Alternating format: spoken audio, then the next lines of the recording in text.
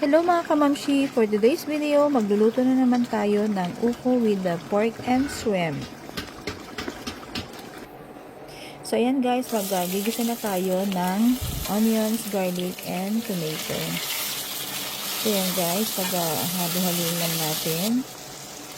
And syempre lagyan din natin ng sili para at least medyo may anghang ang ating niluluto.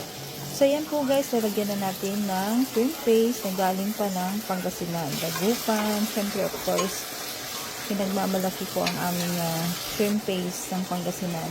So, yan guys, maglalagay na tayo ng pork na ating pinakuluan na dahil ay ang mga meats dito ay medyo matigas-tigas kaya lagi kong pinapakuluan yan bago ako mag-isa para mabilis ako makapagluto. So, yan guys, napakabango nitong aking niluluto. And syempre, lagyan na natin siya ng black pepper. And syempre, ang pinaka-main ingredients natin ay ang upo. So, yan guys, gisa-gisahin lang natin. So, syempre, yung sinasabi ko na ang pinaka-sikreto talaga ng pagluluto ay yung paghahalo-halo natin ng ating niluluto.